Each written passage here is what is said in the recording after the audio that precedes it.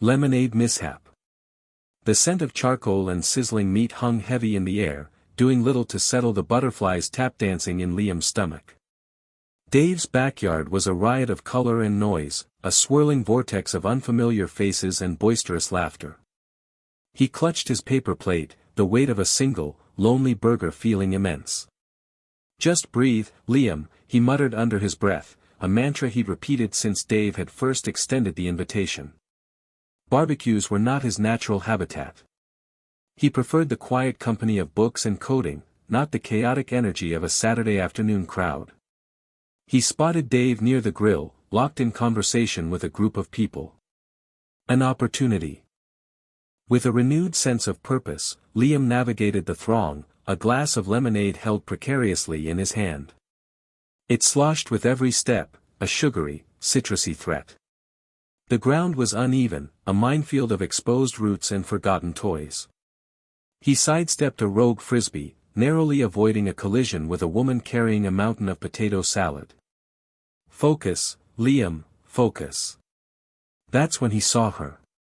She stood head and shoulders above everyone else, a vibrant splash of red hair against the green backdrop of the lawn. Her laughter boomed, a warm, infectious sound that momentarily silenced the surrounding chatter. She was talking animatedly to Dave's mom, gesturing with long, elegant hands. Mesmerized, Liam didn't see the rogue croquet mallet until it was too late.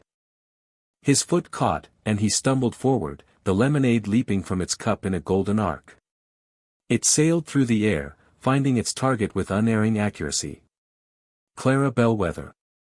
The cool liquid drenched the front of her floral sundress, turning the delicate fabric translucent. Her laughter died in her throat. Liam froze, mortified. "Oh my God," he stammered, his face burning.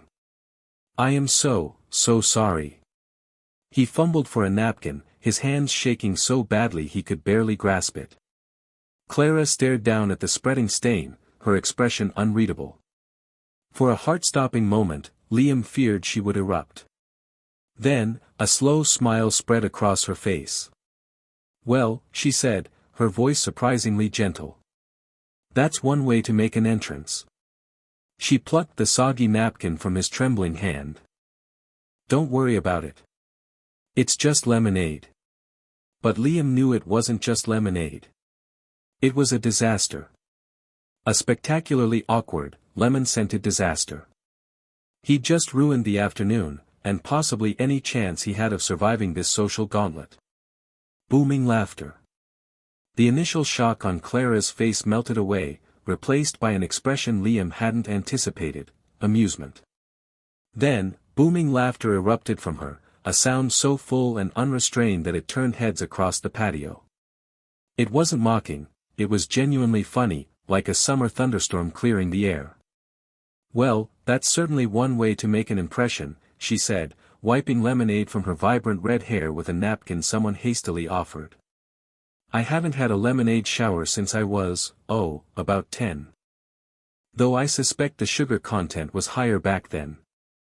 Liam, still mortified, stammered, I am so incredibly sorry. I tripped. I'm so clumsy." Clumsy, perhaps. But also rather thorough, Clara chuckled, gesturing to the lemon-soaked floral pattern of her dress. "Don't worry about it. It'll wash." She extended a hand, her smile radiating warmth. "Clara Bellwether. And you must be, Liam." Liam shook her hand, surprised. "Yes. How did you?" "Your mother talks about you all the time," Clara said, her eyes twinkling. "Says you're a whiz with computers and a menace in the kitchen. Though I suspect the latter is an exaggeration." Liam's jaw dropped. "You know my mom." He hadn't expected this connection. The knot of anxiety in his stomach began to loosen. "Know her? We're practically sisters from another mister," Clara said, winking. "We've been friends since, well, a very long time. She told me you'd be here. Said I should keep an eye out for you, that you're a bit shy." "She told you that?" Liam groaned inwardly. His mother's protective nature was both endearing and excruciating. "Don't be embarrassed." "It's endearing," Clara countered, as if reading his mind. "So, Liam, besides being a walking lemonade fountain, what else do you do? I hear you're into astrophysics." His eyes widened. "How did you? Your mother again. She's very proud. I, myself, am a bit of a space geek. Always been fascinated by black holes. They're so destructive, yet so necessary." Liam found himself relaxing, drawn into a conversation he hadn't anticipated. He usually shied away from small talk, but Clara had a way of making him feel comfortable, even after he'd drenched her in citrus. "They're singularities," he said, his voice gaining confidence. "Points where the laws of physics break down. It's fascinating and terrifying all at once." "Precisely," Clara exclaimed, her eyes sparkling with genuine interest. "It's like staring into the abyss, and the abyss staring back, but the abyss is also a cosmic garbage disposal." Her booming laughter filled the air again, and this time, Liam found himself joining in, a genuine smile spreading across his face. "Sculpting giants." Clara dabbed at the lemonade stain with a napkin, a rueful smile playing on her lips. "Well, that's one way to break the ice. Or, in this case, the lemon-lime barrier." Liam winced. "I am so sorry. Let me get you something else to wear. I think Mark might have an old t-shirt." He started to scramble away. "Whoa, hold your horses, Liam. It's just lemonade. Besides," she winked, pulling out her phone, "it might actually camouflage better with what I do." She tapped the screen, then held it out to him. "Sculptor. That's me." Images filled the screen, towering figures of bronze, carved faces etched with emotion, impossibly graceful forms emerging from blocks of stone. Liam stared, speechless. He'd pictured pots. Maybe little gnomes. Not this. "These are incredible," he breathed, tracing the outline of a particularly striking sculpture of a woman reaching for the sky. "The detail, the scale," Clara beamed, her green eyes sparkling. "Thanks. I like to work big. I think it's more expressive. Captures the soul better, you know." She swiped to another image, a monstrous, serpentine creature coiled around a ruined pillar. "That one's going to a private collector in Zurich. Bit of a departure for me, but I had fun with it." Liam leaned closer, fascinated. Is that supposed to be some kind of mythological beast?" "Inspired by, yeah. A little bit of Leviathan, a little bit of Jormungandr. And a whole lot of Vincent Price." Liam blinked. "Vincent Price? As in, the actor?" Clara laughed, a rich, throaty sound that made Liam's insides do a little flip. "Guilty pleasure. I love old monster movies. The cheesier, the better." "No way," Liam said, his voice suddenly gaining confidence. "Me too.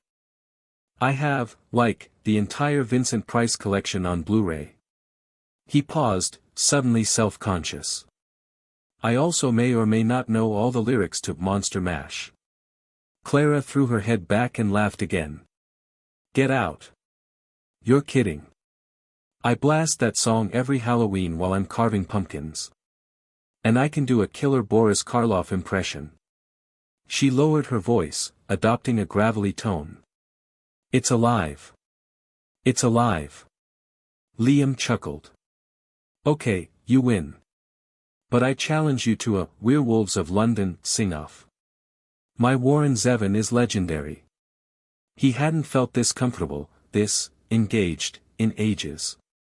It was as though the spilled lemonade had somehow dissolved a layer of social anxiety he hadn't even realized he was wearing. "Deal," Clara said, her eyes twinkling. "But be warned, Liam Finch. I take my cheesy music very seriously." Mom's surprise. The screen door creaked open, announcing Mom's arrival. Liam's stomach performed a nervous somersault. He hadn't seen her in a couple of weeks. "Liam, honey." Her voice, bright and sunny, cut through the murmur of the party. He turned, a reflexive smile tugging at his lips. Mom, radiating an aura of freshly baked cookies and unwavering optimism, was already heading his way, arms outstretched. She enveloped him in a hug that smelled faintly of lavender and something distinctly vegetal. "You look good, sweetie. Are you eating enough?" She pinched his cheek, a move he hadn't endured since high school graduation. "Mom, I'm fine," he mumbled, gently disentangling himself. "You look botanical." She laughed, a tinkling sound that always made him feel marginally less anxious. Garden club meeting ran late. Had to prune the prize-winning roses. Then, her gaze shifted, landing on Clara. Liam braced himself. He hadn't explicitly mentioned Clara to his mom, mostly because the whole situation felt too complicated. Mom's eyebrows shot up. A slow, knowing smile spread across her face. She moved towards Clara, hand extended. "And you must be." "Clara Bellwether," Clara replied, her voice smooth and confident, despite the slight blush creeping up her neck. Liam noticed, with a flicker of pride, that she didn't seem nearly as flustered by Mom's effusive greeting as he always was. "So nice to meet you, Clara. Liam hasn't mentioned you." The words were innocent, but the twinkle in her eye was anything but. She turned back to Liam, her voice dropping to a stage whisper that was perfectly audible to everyone within a 10-foot radius. "Liam, darling, you're actually talking to a woman. And a beautiful one at that. I didn't think it was possible." Liam groaned inwardly. He wanted the earth to swallow him whole. Clara, surprisingly, just laughed. It was a warm, husky sound that eased some of his mortification. "Mom, please," he pleaded, his face burning. "Oh, lighten up, sweetie. I'm just teasing. It's wonderful to see you out of your shell for once." She squeezed Clara's hand again. "You must be a good influence." Liam was rescued from further maternal commentary by Mark, who clapped him on the shoulder and steered Mom towards the cooler, promising her the strongest lemonade he could find. Liam watched them go, Clara standing beside him, a small smile playing on her lips. The rival. The stickiness on Clara's dress was receding into the background of Liam's awareness, replaced by a fresh wave of panic. A shadow fell over them both, and Liam looked up to see a man built like a brick house standing there, a dazzling smile plastered across his face. "Clara, darling. There you are." The man's voice boomed, easily carrying over the background music. He ignored Liam completely, his attention laser-focused on Clara. "I was starting to think you'd stood me up. Though I knew you wouldn't do that." Clara's smile seemed a bit strained as she replied, "Mark, hi. You remember Liam, right? From Mrs. Davison's book club?" Mark gave Liam a cursory glance, his eyes lingering a moment too long on Liam's slightly stained shirt. "Right, the bookworm. Good to see you, pal." He clapped Liam on the shoulder, the force of it nearly sending him stumbling. "So, Clara, I was telling Brad about that new protein shake recipe. Seriously, it's a game changer." He flexed his biceps subtly as he spoke, the muscle bulging impressively beneath his polo shirt. Liam felt his stomach churn. He was acutely aware of his own lanky frame, the way his t-shirt clung a little too tightly in some places and hung loosely in others. Next to Mark, he felt like a scarecrow.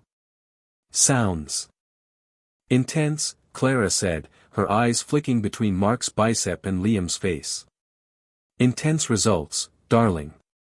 You know I only do intense." Mark winked, then turned his attention back to Liam.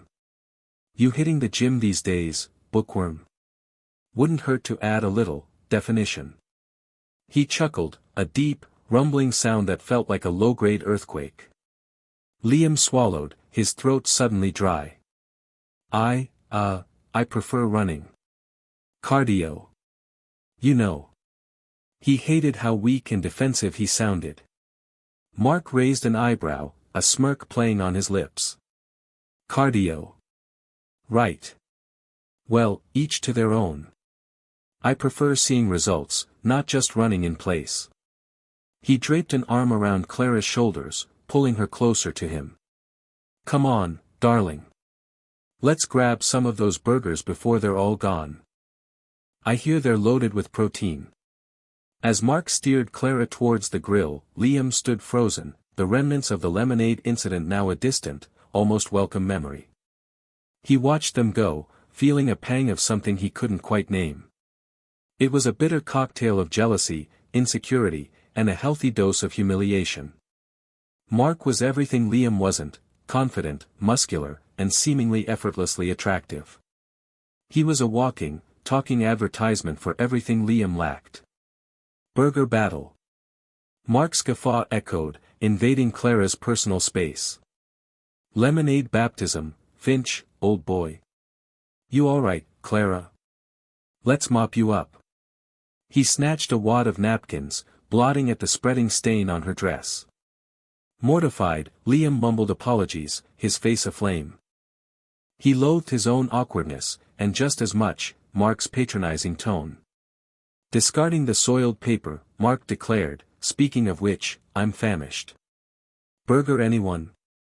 I wager I can demolish 3 of these before you can say, Bob's your uncle.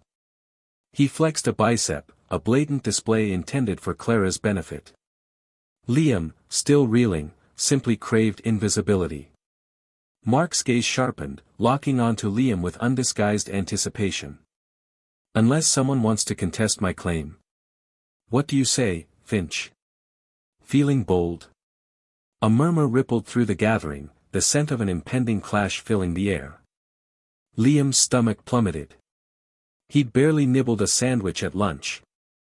A culinary duel with Mark. Utter folly. He sought Clara's gaze. Her expression remained an enigma, a blend of amusement and something deeper.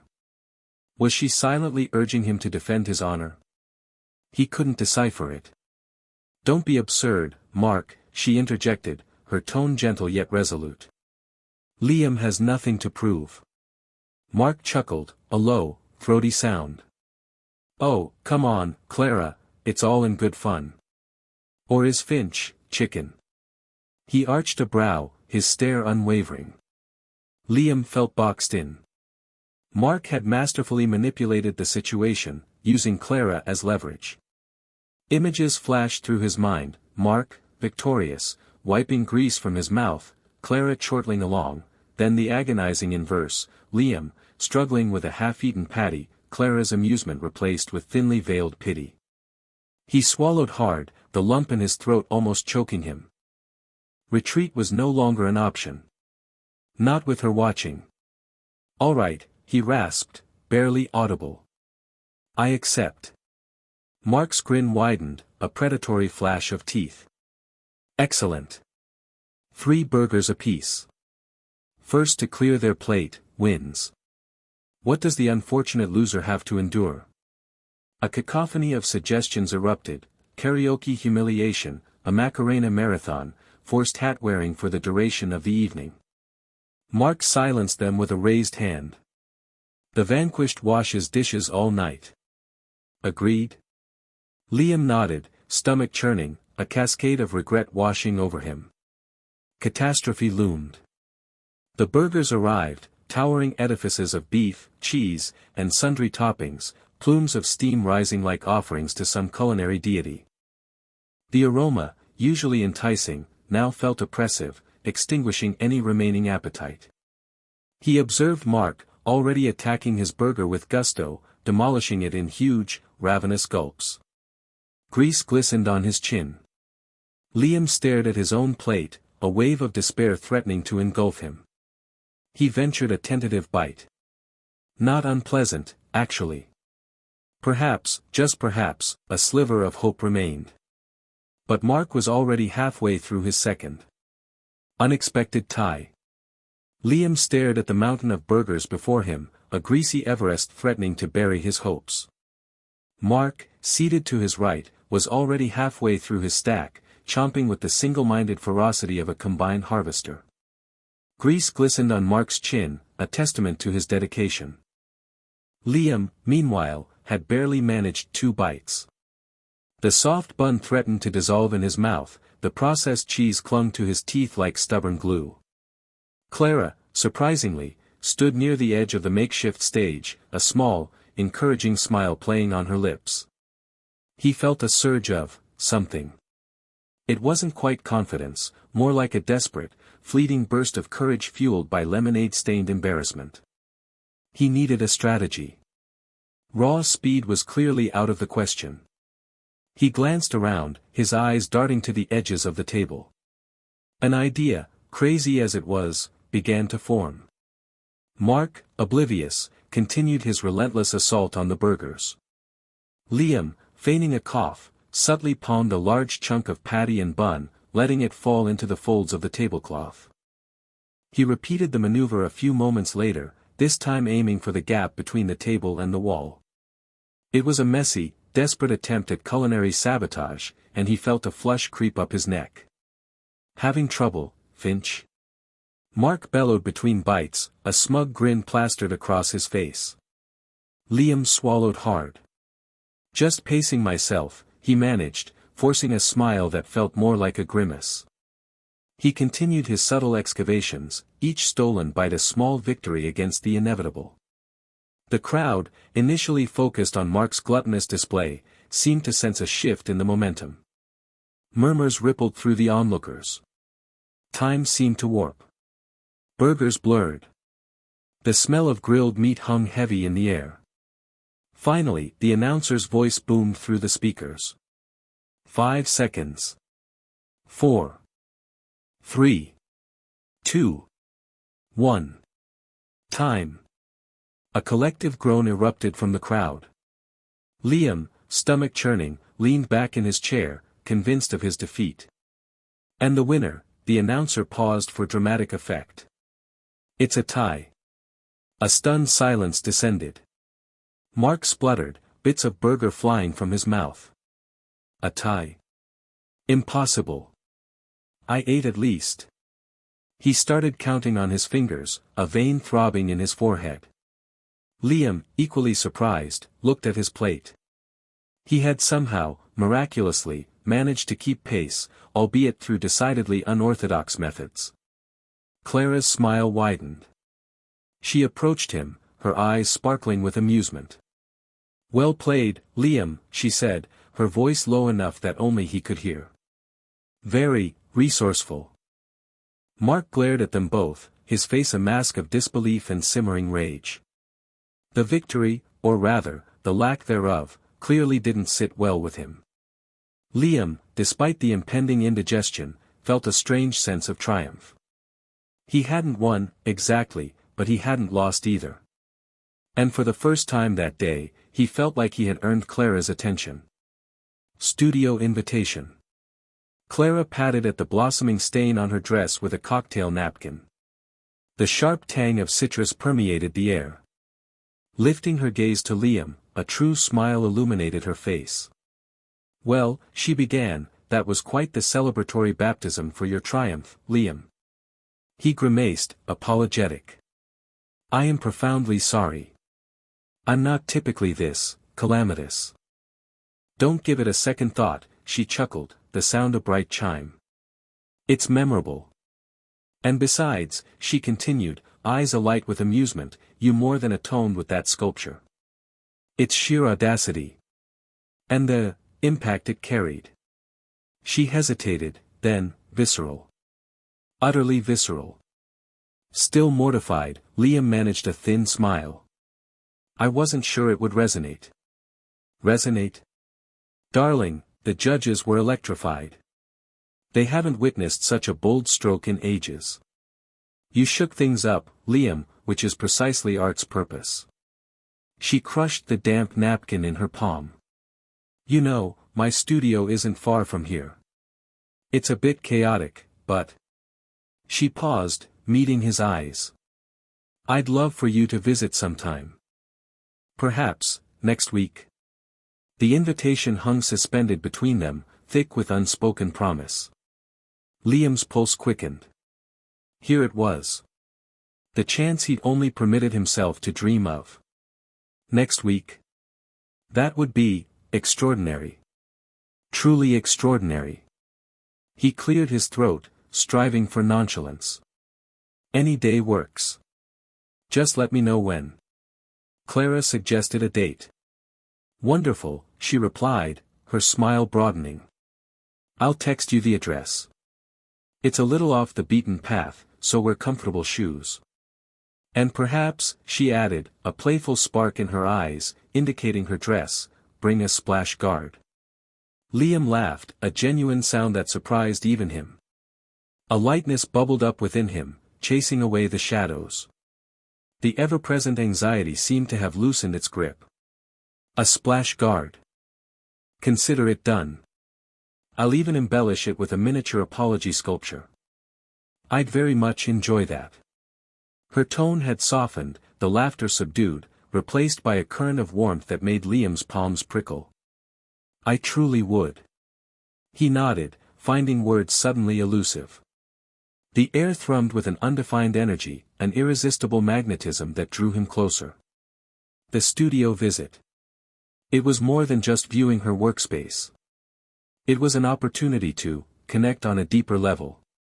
To discern if the spark ignited in him also flickered within her. He was impatient for it to begin. Love comes in all sizes.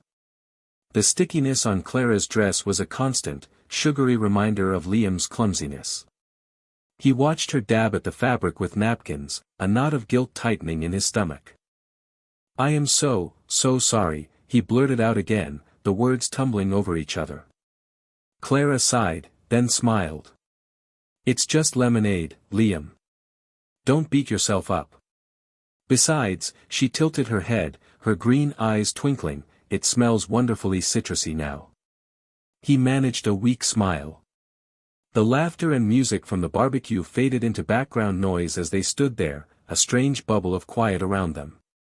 I still feel awful, he confessed. I have a knack for making a bad first impression. Is that what this is? She asked, her voice soft. A first impression? Liam's heart did a clumsy somersault of its own. He shuffled his feet, kicking at a stray pebble. I hope so. He looked up, meeting her gaze. The sincerity in her eyes made him brave. I know this is probably insane, and you probably think I'm completely ridiculous, but I've really enjoyed talking to you tonight. Clara's smile widened, crinkling the corners of her eyes.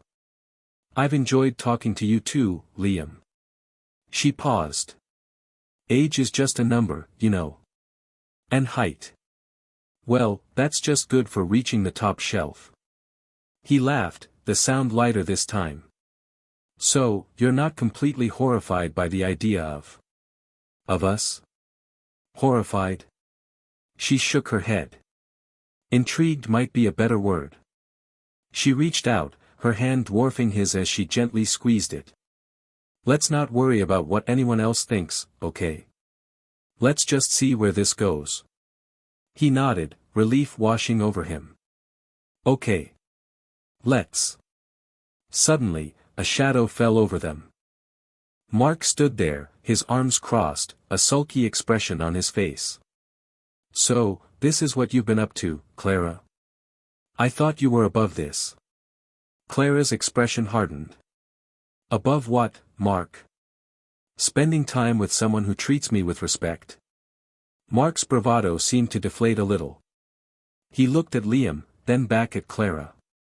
Look, I acted like a jerk. I'm sorry, okay? I guess I just wasn't used to not getting what I wanted. He took a deep breath. You two seem happy. I hope it works out. He managed a weak smile, then turned and walked away, disappearing into the crowd. Liam watched him go, surprised by the sudden change in Mark's demeanor. He turned back to Clara, a question in his eyes. Clara squeezed his hand again. People can surprise you, Liam. And sometimes, love comes in sizes you never expected. The setting sun cast long shadows, painting the sky in hues of orange and purple. As they stood there, hand in hand, Liam knew that whatever the future held, he was ready to face it with Clara by his side. The lemonade stain on her dress seemed less like an accident and more like the beginning of something extraordinary.